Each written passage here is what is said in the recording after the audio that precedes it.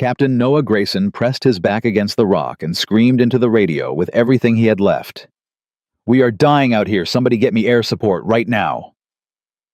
3 of his men were already down. The ridge above them was alive with muzzle flash. And the voice that came back through the static didn't give him hope. It gave him a number. "Closest asset is 30 minutes out, Captain." 30 minutes. He looked at his medic. His medic looked back and slowly shook his head. They had maybe 10. If this story hits you the way it hits me, subscribe right now, hit that bell, and drop your city in the comments below. I want to see exactly how far this story travels. Now let's go. There are moments in a man's life when he knows not suspects, not fears, but knows that the next 60 seconds will decide everything. Noah Grayson had lived through enough of those moments to recognize them the way a farmer recognizes rain. Something in the air changes. Something in the body goes quiet. And then the world turns into nothing but instinct and prayer.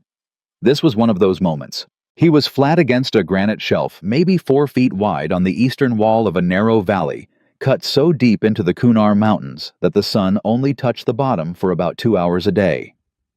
Right now, it was past that window.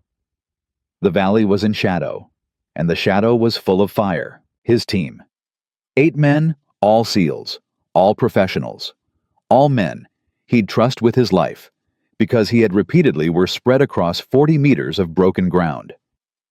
They'd been moving in a staggered file formation when the first shot came in. A single crack from the northern ridge. The kind of shot that isn't a warning. The kind of shot that is an opening statement. Within 4 seconds, the valley had erupted. Contact north. Contact north. Move left. Move left. That was Petty Officer Daniel Spade Llewellyn, their point man. A 26-year-old from Harrisburg, Pennsylvania, who talked too much about baseball and not enough about himself. Good man. Steady hands. He'd been the first one hit. Grayson had seen it happen. He'd watched Spade's legs go out from under him, watched him drop into the dirt, watched him reach down with both hands like a man checking to see if something is real or just a bad dream. And then he'd heard the sound that no team leader ever gets used to. Man down, Spade is down. That was Petty Officer First Class Marcus Webb, their medic. Already moving, already exposing himself to get to Spade before anyone could order him back. That was Webb. That had always been Webb. The man moved toward blood the way other people moved away from it. Grayson had used the next 4 seconds to assess. North Ridge, at least 3 crew-served weapons. The volume of fire suggested PKM machine guns, Russian pattern belt-fed, devastating at this range. They were elevated maybe 60 feet above the valley floor, with clean sight lines across almost the entire kill zone. East Wall RPG teams. He'd already counted 2 backblasts. They were working in pairs, 1 shooter, 1 loader, and they were good.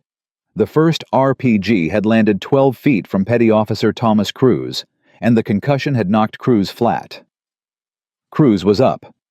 Shaken, but up. The second RPG had clipped the rock formation that Grayson himself was using for cover, and he'd felt the shockwave move through the stone like a fist. West approach blocked. They'd tried to fall back west within the first 90 seconds, and the fire coming from that direction had been immediate and accurate. Someone had anticipated that move. Someone had planned for it. That was the detail that bothered Grayson most. This wasn't an ambush of opportunity. This wasn't a patrol that stumbled across a recon element and opened fire out of panic or aggression. This was constructed. This was architecture.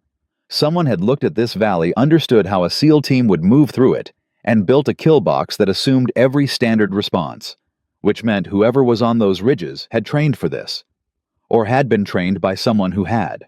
Grayson, we've got RPG team reloading east wall 40 meters up. That was Senior Chief Petty Officer Kwame Osei, his second in command. Kwame was Ghanaian-American, built like a man who'd been designed by committee for the sole purpose of not dying, and he had the kind of voice that carried through gunfire like it was designed for exactly that. 12 years in. 3 combat deployments before this one. Not a man who panicked. Not a man who exaggerated. "I see them," Grayson called back. "Hold position. Don't engage unless you've got a clean shot." "I've never had a clean shot since we got here." "Then hold." He keyed his radio. His hands were steady. That was the thing about Grayson that his men had noticed from the first day. His hands were always steady. It wasn't that he wasn't afraid. It was that the fear seemed to run through him like current through a wire, and what came out the other end was focus. Overlord. This is Phantom 6. We are in contact. Valley Grid November Kilo 47, taking fire from multiple positions, 1 casualty, requesting immediate close air support over. The response was almost instantaneous, which should have felt reassuring. It didn't. Phantom 6 Overlord. Closest air asset is Viper Flight 2 F-16S currently engaged 12 clicks north. ETA to your position is 30 minutes. Can you hold? Grayson looked at Spade. Webb had gotten to him, was working on him, was pressing hard on something in Spade's upper thigh and talking quietly into his ear the way he always did when things were bad. Webb always talked, said it helped the injured men focus on something other than the pain. Grayson had never asked what he said. He wasn't sure he wanted to know. Negative on holding 30 minutes Overlord. We have 1 critical casualty, and we are taking. An RPG detonated 20 feet to his left. The shockwave hit him like a wall. His ears screamed. He grabbed the rock and held on. We are taking sustained RPG fire. We need something now. Anything that can fly. A pause. Phantom 6, we are working the problem. Stand by. Stand by. Grayson had been in the military long enough to know what stand by meant when someone said it like that. It meant we don't have an answer, and we're hoping something changes before we have to tell you that. He pulled the radio away from his face and looked at Kwame. Kwame read his expression in half a second. How long? Kwame asked. 30 minutes for the fast movers. Kwame didn't say anything. He looked at Webb and Spade. He looked at the ridge. He looked back at Grayson. We don't have 30 minutes, he said, quietly, stating a fact, not panicking, just naming reality. I know, Grayson said. There is a calculation that infantry soldiers and special operations personnel are trained to perform under fire, and it is among the most cold-blooded pieces of mathematics that exists in the human experience.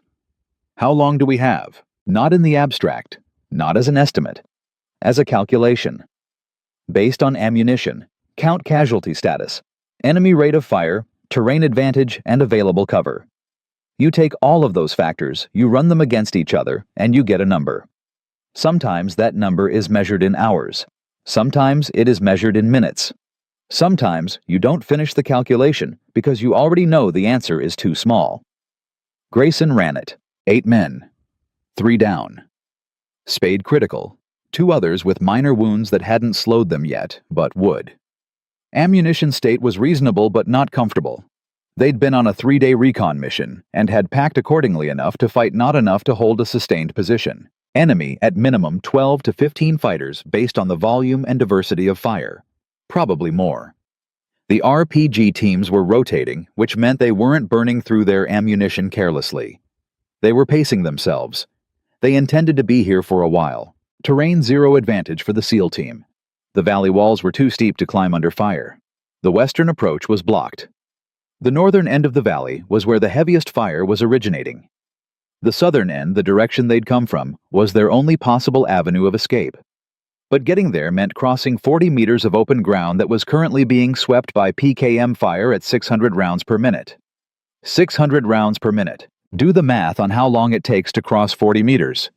Do the math on what happens to a human body in that volume of fire. Grayson stopped the calculation. Webb, he called out. Busy. Webb called back, not looking up. How's Spade? A pause. The kind of pause that says more than words. He needs a hospital cap. Not in an hour. Now. How much time? Webb finally looked up. His face was streaked with something dark. His eyes were absolutely clear. 10 minutes, he said. Maybe 12 if I'm lucky and he's tough. He's tough, Grayson said. Then give me 12. Grayson turned back to his radio. Overlord Phantom 6, I have a critical casualty with a 12-minute window. I need air support in 10. What have you got? Another pause. Longer this time. Phantom 6, we are coordinating. Stand by. Petty Officer 2nd Class. Ricky Tran, their youngest team member, 23 years old from San Jose, California, was 3 feet away from Grayson, pressed against the same rock shelf. He had his rifle up, watching the eastern wall. He hadn't fired yet. He was waiting for a clean shot. He hadn't had one. He said without turning his head, "They're not going to find anything in time, are they?" It wasn't quite a question. Grayson didn't answer immediately. "They're working it," he said. "Cap, they're working it, Tran. I've been counting the RPG cycles.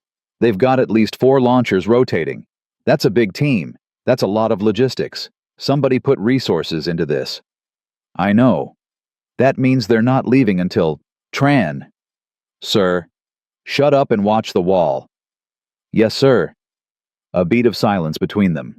Then, very quietly, "I'm watching the wall, Cap, but I'm also watching the clock." Grayson closed his eyes for exactly 1 second. Opened them. "So am I," he said. It came through on the net without warning. Not from Overlord. Not from Viper Flight. Not from any call sign that Grayson had been briefed on, had trained with, had ever heard in the operational theater. It was calm, almost conversational, like someone cutting into a radio frequency the way you cut into a lane of traffic smoothly, deliberately, without hesitation. "Phantom 6, this is Valkyrie. I'm diverting to your position. ETA 6 minutes. What's your smoke?" The entire SEAL team heard it. For a full 2 seconds, no one said anything. Then Kwame's voice came over the internal channel. "Did that just happen?" Grayson stared at the radio. "Valkyrie," he repeated. Not to anyone in particular. Just the word. Testing the weight of it. 6 minutes. 6 minutes versus 30 minutes. He keyed the transmit button. "Valkyrie Phantom 6, authenticate. Who are you and what are you flying?" The response came back without delay. A-10C Thunderbolt 2. Modified. "I've been listening to your traffic for the last 4 minutes. You have a critical casualty, and you're in a box. I can fix the box. Authenticate however you need to, but do it fast, because I'm burning fuel, and you're burning time." Again silence on the team net. Then Ricky Tran, flat against the rock, not taking his eyes off the eastern wall, said, "I don't care if that's the Easter Bunny on a hang glider. 6 minutes is 6 minutes." Grayson almost smiled. He keyed back to the command net. "Overlord Phantom 6, I have an unknown asset on frequency calling sign Valkyrie claiming A-10 claiming 6-minute ETA. Do you have eyes on this aircraft?" A very different kind of pause this time. Shorter, sharper. "Phantom 6, stand by." "Standing by, but Overlord, my clock is running and I need an answer." "Copy, Phantom 6. Yes, we have a track. We have a track on an A-10 that appears to be diverting from a training route. It is not a pause. It is not currently tasked to your AO. Can they provide support?" Another pause. "Phantom 6, the asset is not currently authorized."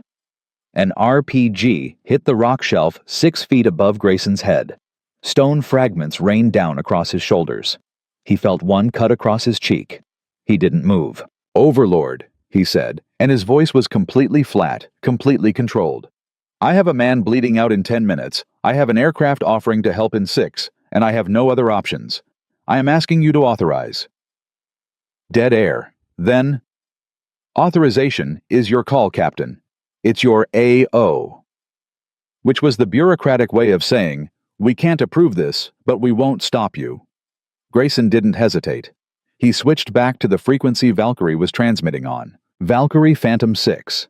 I don't know who you are or why you're diverting, but I've got a man who's out of time. What do you need from me?"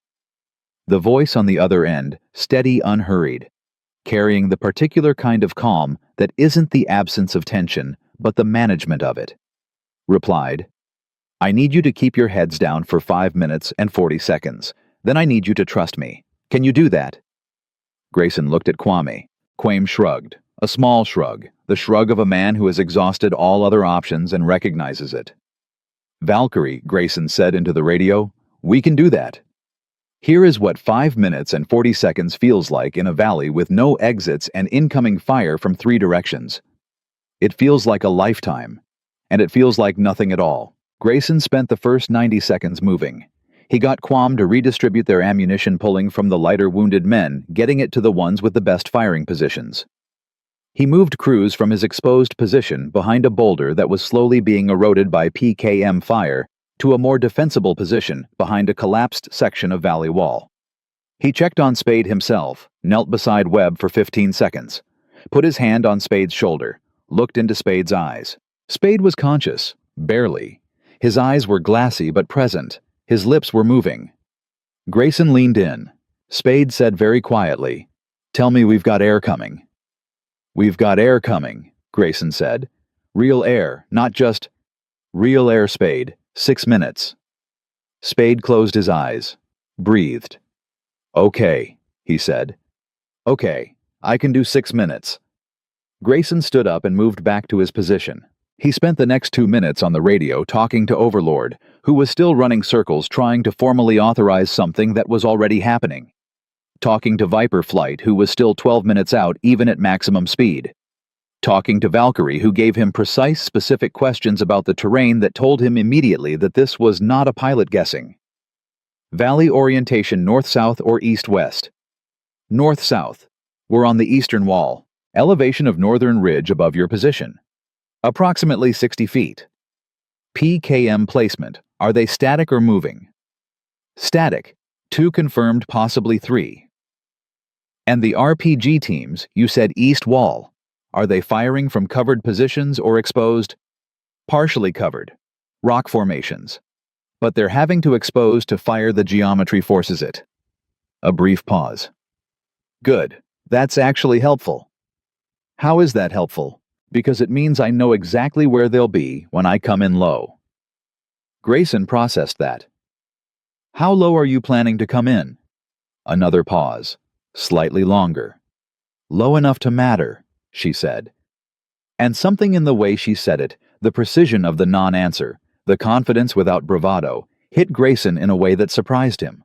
He believed her. He didn't know her. He didn't know her name, her rank, her unit, her history. He couldn't see her face. He had nothing but a voice on a radio frequency and a track on a radar screen that wasn't supposed to be there. But he believed her. "Tran," he said. "Sir, I need you to prepare red smoke. When I call it, you're throwing it immediately. Red smoke. Copy. Kwame. Here. When the smoke goes, everyone who isn't Webb or Spade suppresses north. Everything you've got. I want those PKM crews with their heads down. Understood. The aircraft coming in is going to do the rest." A pause. "You trust this pilot?" Kwame asked. Grayson thought about the voice, the questions, the precision, the calm. "Yeah," he said. "I do." Kwame was quiet for a moment. Then he said, "Then let's give her something to work with." There is a sound that combat veterans describe, the ones who've been supported by an A-10, who've been on the ground when one comes in, and it is not like anything else in warfare. It doesn't arrive like a fighter jet. A fighter moves faster than its sound. It hits you before you hear it. The A-10 is different. The A-10 is slow enough, not slow in normal terms, but slow in the terms of modern attack aircraft, that what you hear first is the engines. A deep baritone hum that builds like a train coming through a tunnel. And then the GAU-8 Avenger cannon fires. And then you understand why they call it the Warthog. Grayson heard her before he saw her. He heard the engines, that low building frequency that he'd heard before on other deployments in other valleys under other circumstances. And even though he knew what it was, even though he'd called it himself, even though he was expecting it, it still made his chest tighten. Because what was coming for this valley. For this specific stretch of rock and shadow and blood and fear. For the men on those ridges who were still firing, who were still working their weapons, who had not yet heard what was coming and would not understand it until it was too late. "Valkyrie, 30 seconds, are you ready?" he said into the radio. Her voice came back immediately. "Ready. Smoke on my mark." He looked at Tran. Tran had the smoke grenade in his handpin pulled ready. "Cap," Webb called from behind him. "Talk to me." Grayson said, not looking back. "Spade's pressure is dropping. I need—" 30 seconds, Webb. Give me 30 seconds. A pause that lasted maybe 3 full heartbeats. 30 seconds. Webb said quietly. Copy. And then through the radio, through the valley, through the last thin threads of hope that Grayson was holding onto with both hands, Valkyrie said, Mark. Tran through the smoke. Red bloomed against the valley wall like a wound, and the sound that had been building the deep freight train rumble in the mountain air got louder and louder. And then the shadow fell across the valley floor, and Grayson looked up, and he saw her. Low. Impossibly low. Lower than doctrine allowed. Lower than safety permitted. Lower than any aircraft had any right to be in a canyon this narrow, with fire coming from 3 directions. The A-10 was not beautiful. It had never been designed to be beautiful. It was blunt-nosed and heavy, and it carried its weapons the way a working man carries tools, not for show, but for use. And in that moment, in that valley, in that dying light, it was the most beautiful thing Noah Grayson had ever seen. He pressed himself flat against the rock. He closed his eyes, and he prayed. Fire, he whispered. Please, fire. She fired. The cannon spoke first. That is the only way to describe it. Not fired, not discharged. Spoke. The GAU-8 Avenger has 30 seconds of ammunition, and it burns through it at 4,000 rounds per minute, and when it opens up at close range in a confined valley, it does not sound like a weapon. It sounds like God clearing his throat. The northern ridge disappeared, not metaphorically. The physical geometry of that ridgeline, the rocks, the fighting positions, the carefully constructed nests that had been pouring 600 rounds per minute into the valley floor for the last 11 minutes ceased to exist as organized structures. The depleted uranium rounds hit with a force that Grayson felt in his chest, even through the rock he was pressed against, and the sound that followed was not an explosion, but something deeper and more final. A termination. A period at the end of a sentence that had gone on too long. Then silence. Not total silence. There was still small arms fire from the eastern wall. There was still the echo of the pass rolling back off the mountain faces around them. There was still Webb talking quietly to Spade, still Kwame calling position checks across the team net. But the dominant sound, the PKM fire that had been the constant crushing ceiling above everything they did, was gone. Grayson lifted his head. Valkyrie Phantom 6 North Ridge is suppressed. Say status. Her voice came back, and it was breathing harder than it had been 30 seconds ago. Not panicked. Not even close to panicked.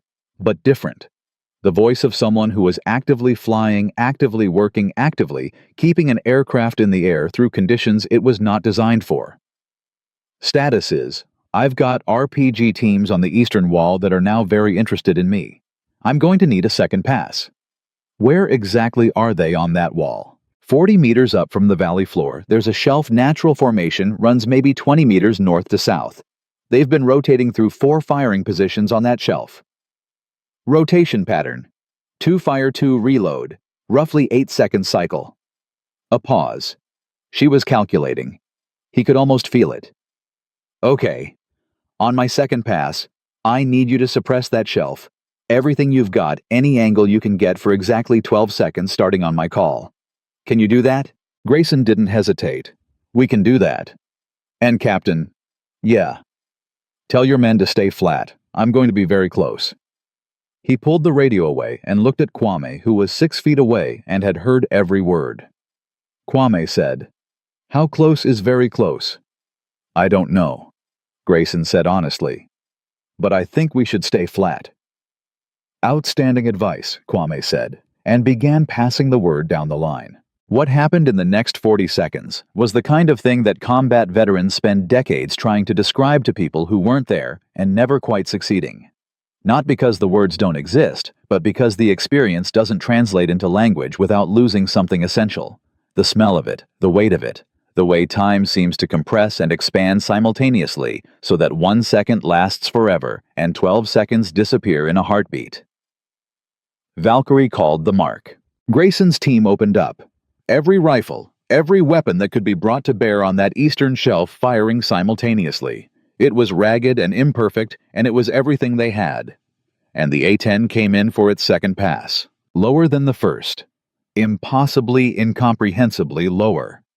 Grayson had his face pressed against the rock, but he turned his head just enough, just one eye just to see, and what he saw made something cold run through him that had nothing to do with fear and everything to do with awe.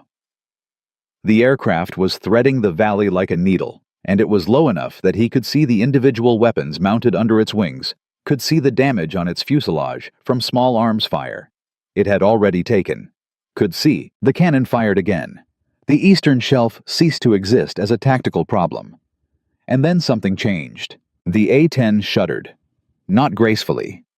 Not the controlled movement of a well-flown aircraft responding to input. It shuddered the way a living thing shudders when it absorbs a blow it wasn't fully prepared for. And Grayson watched helpless Boots on the ground.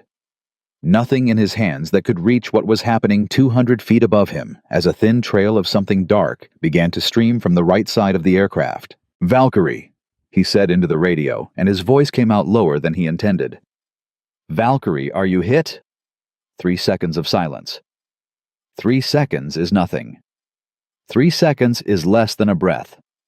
But in that valley, in that moment, with that aircraft shuddering above him and that dark trail streaming back into the mountain air, 3 seconds was a very long time. "I took a hit on the starboard wing," she said. "Small arms, I think. Maybe a fragment from the RPG that just cooked off down there. I'm okay. Hydraulics are reading nominal, might not stay that way. What's your casualty status?" He almost didn't answer the question. He almost asked again. "Are you sure you're okay? How bad is the damage? What does the warning panel say?" Because something in him, some instinct that had nothing to do with tactics and everything to do with being human, wanted to know. But she had asked him first, and she'd asked for a reason. "1 critical," he said. "Same as before. He's still with us. Webb has him." "Then we need to get him out. Can your team move?" Grayson looked around. Kwame, Cruz, Tran. 3 others, Rodriguez Park, and the youngest one, Mercer, who was 19 years old and from a small town in Ohio and had never been in a firefight before this deployment. All of them pressed against rock and earth. All of them functional. All of them looking at him the way men look at the person who is supposed to have the answer. "We can move," he said. "Then start moving south. Right now. I'll cover your withdrawal. I've still got guns, and I've got enough fuel for one more significant pass. I'm going to use it." Kwame was already beside him. He'd heard. His hand was on Grayson's shoulder. "Cap, there are still shooters on the west approach. We tried that." "West is not south," Grayson said. "South. Down the valley, the way we came in." "That's 40 meters of open ground." "I know. Under what's left of the PKM fire. She suppressed the northern ridge. Anything left up there is going to have its head down when she makes her next pass." Kwame looked at him. Long, steady. "That is a significant bet," he said. "It is," Grayson agreed. "And if she can't make the pass, if that wing gives out, if the hydraulics—" "Kwame." Grayson put his hand on his second-in-command's arm. "We're out of other options. We've been out of other options since the first shot. At least now we've got someone on our side." Quame was quiet for a moment. Then, "I want it on record that I think this is insane." "Noted. But I also want it on record that I can't think of anything better." "Also noted. Get the team ready." What followed was 90 seconds of controlled chaos, the particular kind of organized madness that special operations units train for exhaustively precisely, because the real version is never as clean as the rehearsal. Webb got Spade up with Rodriguez's help. Spade's arm across Rodriguez's shoulders, his feet moving, but barely his face, gray and sheened, with something that Webb didn't like the look of at all. Cruz took point. Tran held rear security. Kwame positioned himself in the center to manage the movement. Grayson went back to the radio. "Valkyrie, we're ready. 30 seconds. "Copy. Give me your timing, I'll synchronize the pass." "On your call." "Copy that." A pause. Then, and this was the part that Grayson would think about later in the quiet hours when the mission was over and the adrenaline had drained and the weight of what had happened settled in, she said, "Captain, you and your men run. Don't stop. Don't look back. Just run." He wanted to say something. He was not normally a man who was at a loss for words in operational situations. He'd been in enough of them, That language came automatically efficiently stripped of everything unnecessary. But something in the way she said it, not an order, not a protocol, not a tactical instruction. Something that was almost gentle, almost personal. The voice of someone who understood exactly what was being asked, and exactly what it cost. He said, "Copy that, Valkyrie." And then she said, "Go." Cruz moved first. Then the team flowed behind him in a broken, staggered run. Spade half-carried Webb running bent at the waist. Everyone moving as fast as the slowest man could move. And the slowest man was dying and still trying to run. And that fact alone said everything there was to say about Daniel Llewellyn, from Harrisburg, Pennsylvania. The cannon opened up above them. Grayson ran. He ran with his radio in one hand and his rifle in the other, and his eyes forward, not back, because she had told him not to look back, and she had been right about everything else, so he was going to trust her on this too. The ground under his boots was torn and broken from 12 minutes of combat. He could hear Kwame breathing hard to his left. Could hear Mercer Young 19, first real firefight, breathing even harder. The kind of breathing that's partly running and partly something else. Something that the body does when it's processing things that the mind hasn't fully caught up with yet. There was fire. There was still incoming, scattered, disorganized. Nothing like the disciplined wall of lead that had been pouring down on them 10 minutes ago, but still real, still dangerous. A round, struck rock 2 feet to Grayson's right. He didn't stop. Another one closer. He didn't stop. He heard behind him Mercer say, "Oh God!" He turned. Half a turn. 1 second. Mercer had gone down. Not shot-tripped, stumbled over a piece of broken terrain face first into the valley floor. He was already getting up, already pushing himself back to his feet. But he was the rear of the formation, and he was down, and Tran was already there. Tran, 23 years old. San Jose, California. The one who'd said, "I don't care if that's the Easter Bunny on a hang glider," grabbed Mercer by the back of his kit and hauled him upright in one motion, no break in stride, no hesitation. "Don't you stop," Tran said, not loudly, not a yell, almost conversational. "Don't you dare stop now." Mercer found his feet, found his stride. They ran. Above them, the A-10 completed its pass. The sound of the cannon faded into echo. And the valley, for the first time since the opening shot, went quiet in a different way. Not the held breath quiet of an ambush waiting to spring. The quiet of a thing that has been broken. The quiet of a fight that has been, if not won, then at least fundamentally changed. Cruz reached the southern end of the valley first. Turned. Held his position.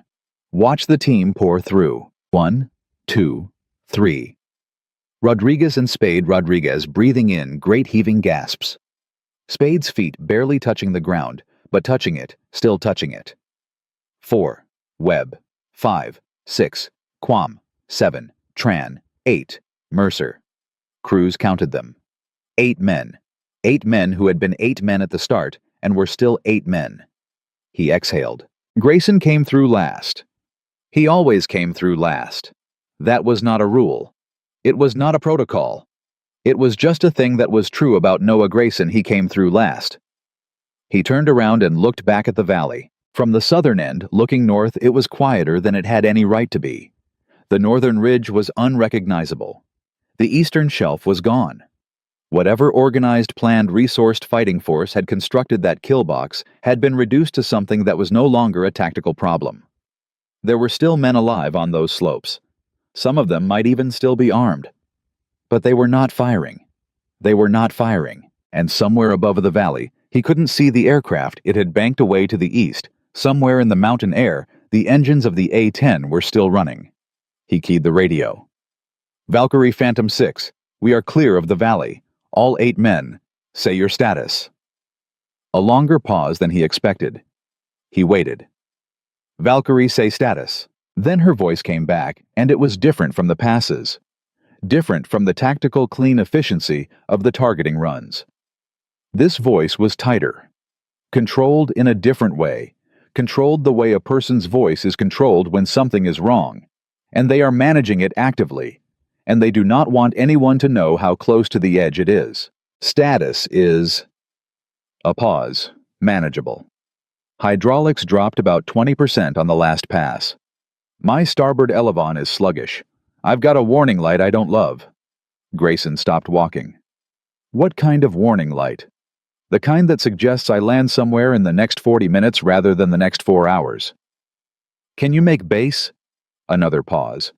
I can make something, she said. I've flown worse. Valkyrie.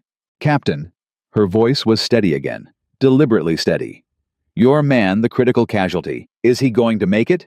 He looked back at Webb, who was already on his knees beside Spade, already working, already talking.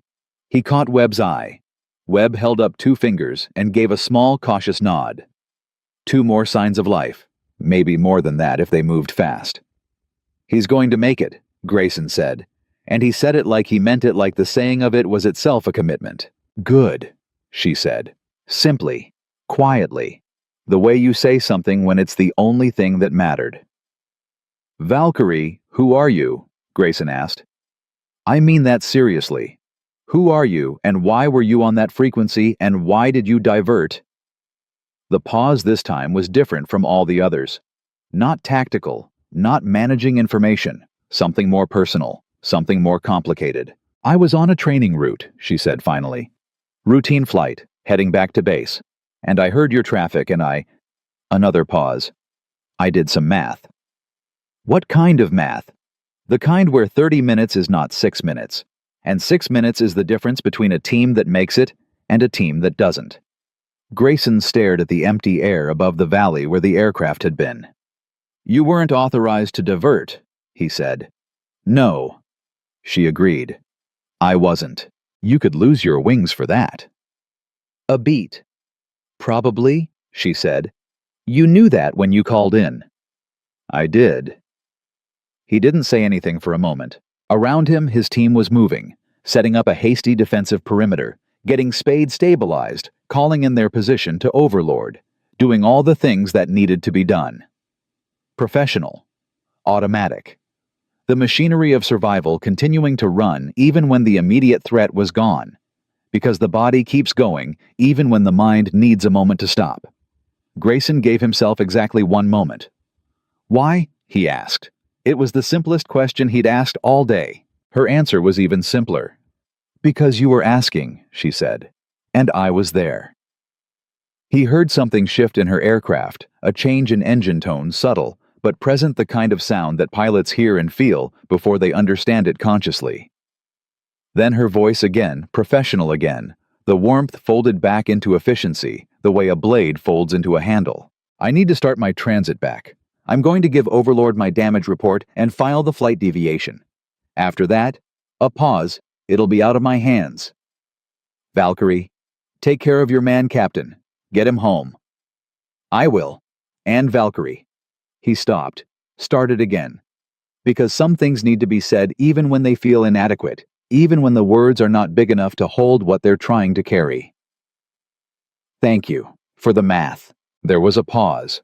And then very briefly, just for a second, just a crack in the professional exterior, he heard something in her voice that might have been a smile. Get your team out of the mountains, she said. And then the frequency was quiet. Grayson stood there for 3 more seconds, the radio in his hand, the valley behind him, his team ahead. Webb still talking to Spade, and Spade unbelievably stubbornly, characteristically talking back. Kwame appeared at his shoulder. Medevac is 12 minutes out, Kwame said. Spade's stable. Webb says he'll make it to the surgical team. Grayson nodded. And the aircraft? Kwame asked. Grayson looked east, toward where the A-10 had gone toward the sky, where the sound of those engines was already fading into distance, and mountain air, and the vast, indifferent quiet of a place that had just seen something extraordinary and would carry no record of it. She's going home, he said. Kwame was quiet for a moment. She was something, he said. It wasn't a tactical assessment. It wasn't a debrief comment. It was just a man acknowledging what he'd witnessed. Yeah, Grayson said. She was. He put the radio away and started walking toward his team. Behind him, the valley was silent. Ahead of him, 12 minutes from now, a helicopter was going to arrive and take Daniel Spade to a surgical team that would spend 4 hours saving his life. And Grayson would be there when it landed, and he would watch Spade loaded onto the aircraft, and he would feel the particular exhaustion that comes not from physical effort, but from the sustained act of keeping other people alive when every circumstance is working against it. But that was 12 minutes away. Right now he had 8 men who needed to move, and a pilot somewhere in the sky with a warning light she didn't love, and hydraulics that were dropping, and a flight deviation that was going to land her in front of a review board that might take from her the one thing she'd chosen to risk everything for. He thought about that. He thought about the math she'd done. The simple, brutal human math of 30 minutes versus 6 minutes. The math that had nothing to do with doctrine and everything to do with the decision that exists in the space between what the rules say and what the moment demands. He thought about what it costs to do the right thing when the right thing is technically wrong. And he walked toward his team and he said, "Let's go. We've got 12 minutes before the ride shows up, and I want everyone on their feet." They moved. All 8 of them. The medevac helicopter arrived 11 minutes and 40 seconds after Grayson called it in. He knew the exact time because he had been watching his watch with the particular obsessiveness of a man who has nothing left to do but count, and counting feels better than standing still. Spade went on the helicopter conscious. That was the thing Grayson would remember most clearly later when the debrief was over and the paperwork was filed and the official language had turned everything that had happened into bullet points and grid coordinates. Not the firefight, not the valley, not the cannon fire from an aircraft that had no business being there. He would remember Spade gray-faced bleeding through a pressure dressing that Webb had changed twice in 12 minutes, reaching up and grabbing Grayson's wrist as they loaded him onto the bird. "Cap," Spade said. His voice was thin, not weak, just thin the way a wire gets thin when it's been pulled almost to its limit. Grayson leaned in close enough to hear over the rotors. "The pilot," Spade said. "The one who came." "I heard her," Grayson said. "She pulled us out." Spade tightened his grip. Stronger than a man losing that much blood had any right to be. "Find out who she is," he said. "When this is over, find out who she is." Grayson put his hand over Spade's. "I will," he said. Then the crew chief was moving him back. The door was closing, and the helicopter was lifting, and Grayson stood there in the downwash and watched it go until it was a sound, and then just a direction, and then nothing at all. Webb stood beside him. Neither of them said anything for a long moment. Then Webb said quietly, "He's going to make it. I want you to know that. That's not optimism, that's assessment." "I know," Grayson said. "I've seen worse come back. I know, Webb. Webb stopped, started again. "I just want to say it out loud, because the last 40 minutes, he exhaled slowly. "I need to say something out loud that isn't a trauma protocol." Grayson looked at him. Webb was a composed man, professionally composed. The kind of composed that is trained and practiced and maintained under conditions that would shatter most people. But right now in the wash of the departed helicopter, his hands were doing something they never did in the field. They were shaking, just slightly, just enough. "You held him," Grayson said. "You held him the whole way." "Yeah," Webb said. He looked at his hands, seemed surprised by what they were doing. "Yeah, I did. That's why he's on that helicopter instead of—" Grayson stopped. "Instead of the other kind of helicopter," Webb finished. "Yeah." Webb nodded slowly. He put his hands in his pockets. The shaking stopped, or at least became invisible. "Who was she?" he asked. "The pilot." "I don't know," Grayson said. "I don't know her name, her unit, her rank. I know her call sign, and I know what she did. And what she risked." "And what she risked," Grayson agreed. Kwame walked up from behind them already in debrief mode, already carrying the efficient purposefulness that made him irreplaceable. He had his notebook out. He had his radio in hand. He was the person on the team who made sure that the hours after the fight were as carefully managed as the fight itself, because he understood something that a lot of combat veterans learned too late. The aftermath is its own kind of battle, and it requires its own kind of preparation. "Overlord wants a preliminary contact report," Kwame said, "and they want to know our status." 8 men, Grayson said. 1 medevac condition serious but stable, 7 ambulatory. "I already gave them that. They want the air support account. They want to know—" Kwame paused in a particular way. "They want to know about the A-10. Grayson turned to look at him. "What about it?" They want to know the full account of the unauthorized diversion. Kwame met his gaze. His expression was neutral in the careful way it gets neutral when he's managing something that he has opinions about but is choosing not to express yet. There's a review being opened.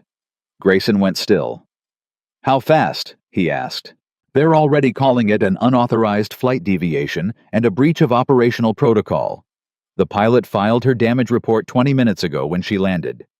That report flagged the deviation. The review board convenes in. Kwame checked his watch 14 hours.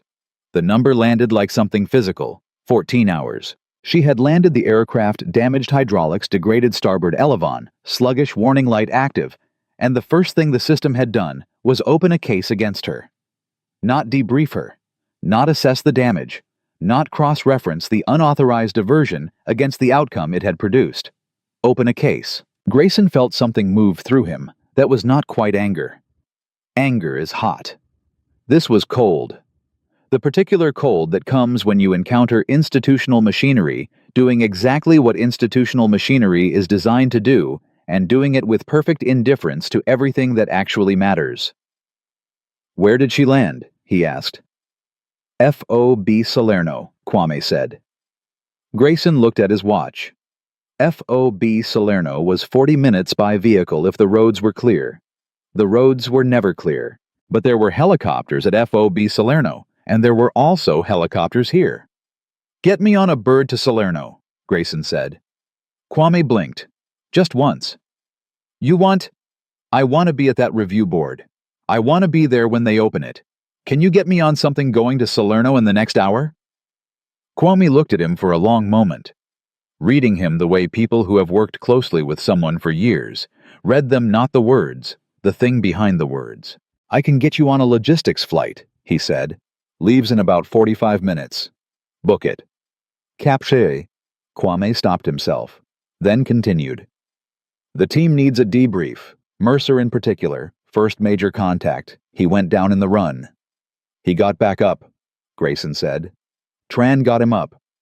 I know, but he's 19 and he needs Maul. Handle it. You're better at that part anyway, and you know it. He looked at Kwame directly. I need to do this. Kwame held his gaze for 3 full seconds. Yeah, he said finally. I know you do. The logistics flight was a CH-47 Chinook carrying equipment and 3 other personnel who had no interest in conversation, which suited Grayson perfectly. He spent the 40-minute flight thinking about the math. Not the tactical math, the other kind. The kind that Valkyrie had described on the radio. The math of what matters versus what is permitted. The math of being in the right place at the right moment, and having to decide in real time which version of correct to choose. He thought about the review board. He thought about what they would see when they looked at the case file. An unauthorized flight deviation. An aircraft taken into a non-assigned operational area. Weapons discharged without formal JTAC authorization. Damage sustained to government property. All of it technically accurate. All of it missing the point so completely that it was almost a different story about a different day. He thought about Spade's hand on his wrist. Find out who she is. He landed at FOB Salerno at dusk. The A-10 was on the flight line. He saw it immediately. You couldn't miss the damage. The starboard wing showed impact marks stress fracturing around what had clearly been a significant hit. The elevon was visibly deformed. Someone had put orange maintenance tags on 3 separate points of the fuselage.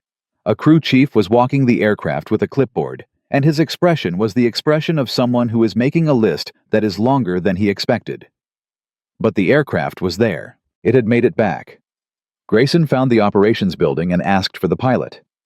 The airman at the desk, young, efficient, radiating the particular energy of someone who takes administrative procedure very seriously, told him that the pilot was currently being processed by the Flight Safety Office and was not available for unscheduled contact. Grayson told him his name, his rank, and his unit. He told him that he was the ground force commander from the contact in Kunar Valley. He told him that he had information material to the review being opened and that he needed to speak with the reviewing officer. The airman made a phone call, then another. Then he looked up and said, "Sir, the reviewing officer will see you." The reviewing officer was a lieutenant colonel named Harris. 50-ish trim, with the look of a man who had made many decisions in his career and was comfortable with the weight of them. He had the case file on the desk in front of him, and he had clearly read it, because when Grayson walked in, he looked at him the way a man looks at someone he's been reading about. "Captain Grayson," he said. "Colonel Harris." Grayson sat down without being invited. Harris noticed, but didn't comment. "You came a long way," Harris said. 40 minutes by helicopter. You could have submitted a statement in writing." "I could have," Grayson agreed. "I wanted to be here in person." Harris looked at him for a moment, then at the file, then back. "Tell me what happened," he said. "Not the tactical picture, I have the tactical picture. Tell me what you want me to understand." Grayson leaned forward. "My team had 12 minutes. We had one critical casualty. We had no exit. We had no authorized air support within any useful time frame. And then we had a pilot who did the math and made a decision that the system didn't authorize, but the moment absolutely required. The system doesn't authorize individual pilots to redirect government aircraft and fire weapons outside their assigned operational parameters. The system was going to let my man die," Grayson said. "Not loudly, not angrily, just directly, the way you say a fact." Harris paused. "The system was working to provide authorized support. 30 minutes out," Grayson said. "My casualty had 12 minutes. There is no version of authorized support that covers that gap. And she knew that. She heard our traffic, she ran the math, and she made the call." Harris looked at the file again. "She took unauthorized weapons employment in an unassigned AO. She sustained significant damage to a government aircraft. She brought 8 men home," Grayson said. "All 8. Including one who had maybe 12 minutes when she arrived, and who is right now in a surgical suite because she covered our extraction." Silence in the room. Harris tapped the file with one finger, a slow, rhythmic tap, the sound of a man thinking carefully. "She knew the risk," Harris said finally. "Not a question. Probing. She told me she did. On the radio, in real time. She knew she was deviating. She knew the consequences. She did it anyway." "Why?" Harris asked. And it was the same question Grayson had asked on the radio, and he was ready for it. "I asked her that," Grayson said. "She said because you were asking and I was there." Harris said nothing. "That's it," Grayson said. "That's the whole reason. Not ambition, not recklessness, not ego. She heard a team asking for help, and she was the closest asset, and she had the capability. That was the entire calculation." Harris leaned back slowly in his chair. "The damage to the aircraft is significant," he said. "It's going to be several weeks in maintenance." "The aircraft came back," Grayson said. "She brought it back." "Barely. Barely is back," Grayson said. "There's no partial credit for back." Harris almost smiled. It was very small, and he controlled it quickly, but Grayson caught it. "Where is she right now?" Grayson asked.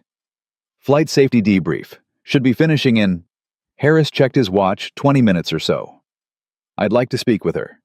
Officially or unofficially?" "However she's willing," Grayson said. Harris looked at him for a long moment, making a decision of his own, running his own kind of math. "I'll let her know you're here," he said. Grayson waited outside the flight safety office on a metal bench that was precisely as comfortable as it looked, which was not at all. He sat with his elbows on his knees and his hands together, and he thought about all the things he wanted to say and how none of them were quite right. What do you say to someone who chose consequences she couldn't undo in order to give you a future you'd have lost without her? What does adequate even sound like in that conversation? He didn't know.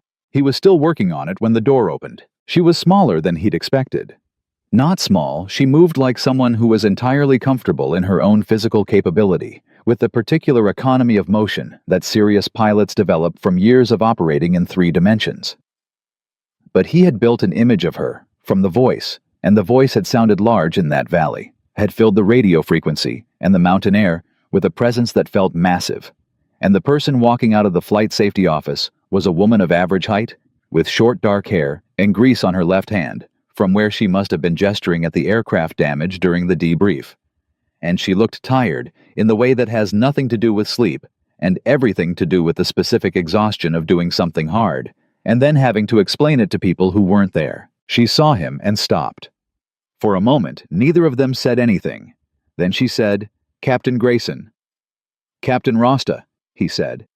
He'd gotten her name from Harris. She studied him. Not the way people study strangers, the way people study someone they've already met in a version of reality that doesn't require faces. "How's your man?" she asked. First thing, before anything else.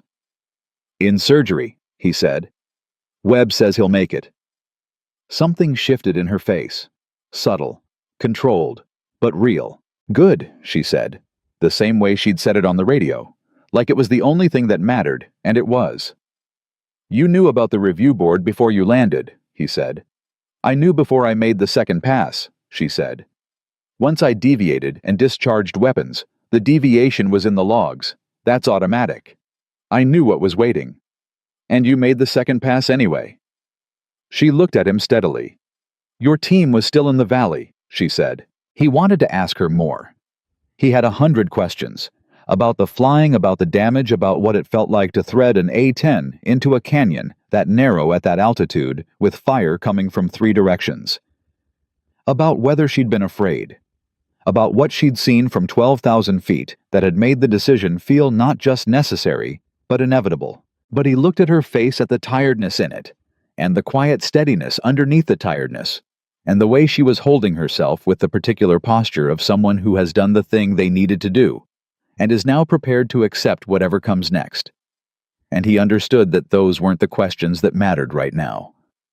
"I came here to tell the review board what happened," he said. "What you did, how it happened, and why it mattered." She looked at him for a long moment. "You didn't have to do that," she said. "No," he agreed. "I didn't. It might not change the outcome. I know. They may still... I know what they may still do," he said quietly. "I came anyway."